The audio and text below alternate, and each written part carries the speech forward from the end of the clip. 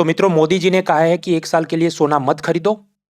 कि साल भर तक हम सोने के गहने नहीं खरीदेंगे।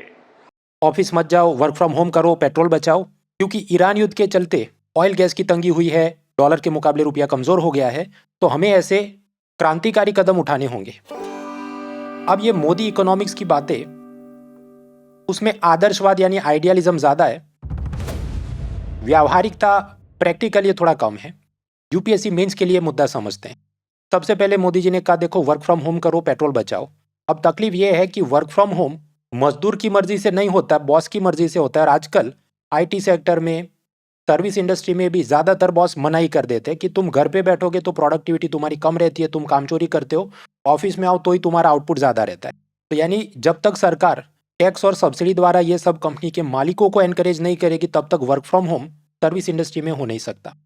फिर मोदी जी ने कपल्स को सलाह दी कि देखो तुम जो विदेशों में शादियों का, विदेशों में घूमने का मिडिल क्लास में कल्चर बढ़ता जा रहा है। भारत के अंदर शादी मनाओ, विदेश घूमने मत जाओ, डेस्टिनेशन वेडिंग मत करो, ताकि भारत का रुपया विदेश में न जाए और डॉलर की डिमांड न बढ़ जाए। अब सबसे पहले ये सब ज्ञान विराट कोहली को 2017 में देने की जरूरत थी, जिन्होंने इटाली में डेस्टिनेशन वेडिंग की। और उसके चलते अब बाकी लोगों में भी एस्पिरेशन जगती है कि विदेश में जाके शादी करनी चाहिए। डेस्टिनेशन वेडिंग से, अपनी डेस्टिनेशन वेडिंग करने से समाज में अपना रुतबा और प्रतिष्ठा बढ़ती है। ये ज्यादातर बॉलीवुड सेलिब्रिटी मालदीव, मॉरिशस के ऑफिशियल या अनऑफिशियल ब्रांड एम्बेसडर बन गए हैं। हर कुछ महीनों में घूमने जाते हैं और उसकी पूरी पीआर स्टोरी और रील चलाई जाती है। तो स्वाभाविक है, ऐसे सब सेलिब्रिटीज के जो फैन बॉयज हैं, उनमें तो यही एस्पिरेशन डेवलप होगी कि हमें भी घूमने जाना है। तो पहले सरकार ने उन सब पे कड़क करना पड़ेगा, चाहे उनका पासपोर्ट, टिकट, टैक्स, सब पे सख्ती हो। आरबीआई को भी कदम उठाने चाहिए। एक फॉरेन एक्सचेंज मैनेजमेंट एक्ट है, फीमा एक्ट, उसमें आरबीआई नियंत्रित कर सकता है कि कोई आदमी भारत से कितना पैसा बाहर ले जा सकता है। उधर कड़क कर दे कि डेस्टिनेशन वेडिंग, टूरिज्म के लिए तुम इतने से ज़्यादा पैसे नहीं ले जा सकते, तो अपने आप पब्लिक लाइन पे आ जाएगी और भारत में ही घूमेगी। फिर मोदी जी ने सलाह दी कि साल भर तक घर में कोई भी फंक्शन हो, कोई भी कार्यक्रम हो, हम सोने के गहने नहीं खरीदेंगे। 1 साल के लिए सोना मत खरीदो, ताकि बाहर से अपना इंपोर्ट बिल कम हो जाए। बराबर है, लेकिन फिर ज्वेलर क्या करे, मर जाए?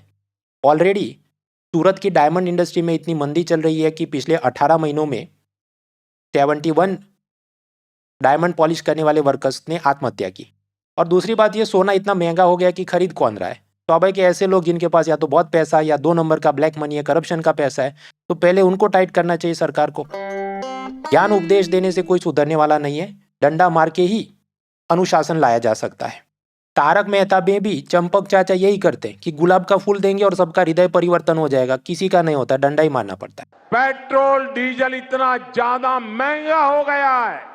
पेट्रोल डीजल की खपत कम करनी है तो प्राइवेट व्हीकल कम इस्तेमाल करने चाहिए, सरकारी बस मेट्रो में घूमना चाहिए।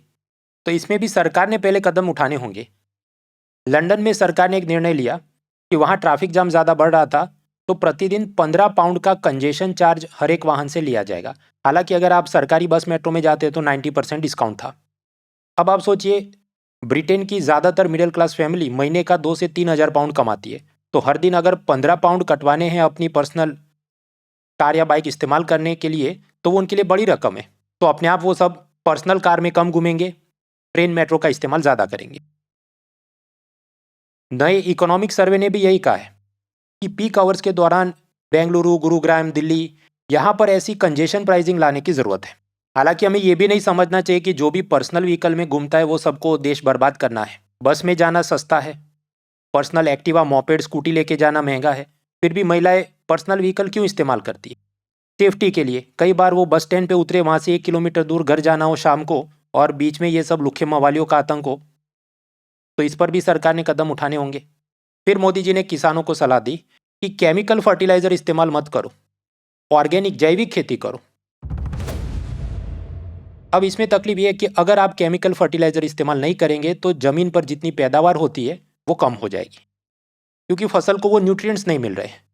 और फिर फसल की पैदावार कम होगी, फूड शॉर्टेज होगी, खाने पीने का सामान महंगा हो जाएगा, तो श्रीलंका जैसे दंगे भी हो सकते हैं।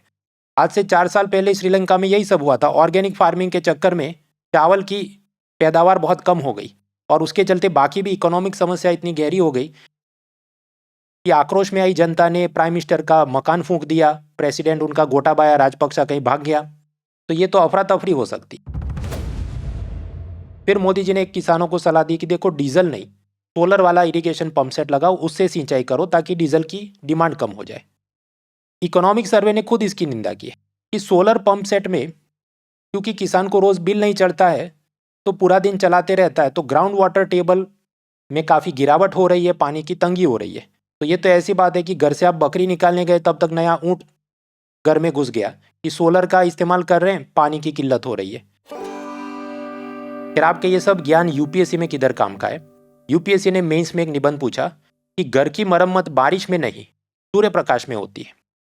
Time to repair the roof is when sun is shining. तो ये जितने सजेशन है ये पहले से अमल करने की जरूरत थी। फिर ये जितने दूल्हे डेस्टिनेशन वेडिंग में विदेश जा रहे हैं और उसके चलते डायरेक्टली या इनडायरेक्टली ये लोग पेट्रोल, डीजल, एलपीजी, रुपया, डॉलर ये सब की समस्याओं को गहरा कर रहे हैं। तो जो एक व्यक्ति के लिए अच्छा है कि वो तो खुश है कि मेरी शादी फॉरेन में हो गई, वो पूरे समाज या पूरी इकोनॉमी के लिए अच्छा नहीं है। ऐसा भी यूपीएससी ने निबंध में पूछा। What is good for one individual is not necessarily good for the entire society. तीसरा, ये सब बाबू सोने जो सीटियाबाजी के चक्कर में पूरा दिन बाइक से उतरते नहीं और पेट्रोल महंगा कर रहे हैं, तो बारिश की ऐसी एक एक बूंद खुद को सैलाब के लिए जिम्मेदार नहीं मानती। One rain drop does not feel responsible for the entire flood. तो ये भी निबंध में पूछा गया है। खैर मित्रों, गोल्ड सस्ता होना हो, लेकिन यूपीएससी के फुल लेंथ मॉक टेस्ट केवल ₹1 में अनअकैडमी आपको उपलब्ध करा रहा है, क्योंकि अब प्रीलिम्स करीब है तो आप इसका फायदा उठाइए। जीएस के 100 सवालों की फुल लेंथ मॉक्स, टीसेट के 80 सवालों की फुल लेंथ मॉक्स, ऐसे 46 टेस्ट्स आपको केवल ₹1 मिल रहे हैं using the discount code mronal.org। ये QR कोड आप स्कैन करें और अवश्य इसका फायदा उठाएं। जो भी लोग यूपीएससी प्रीलिम्स दे रहे हैं उन सबको all the best. Let's crack it. Unacademy. Let's crack it.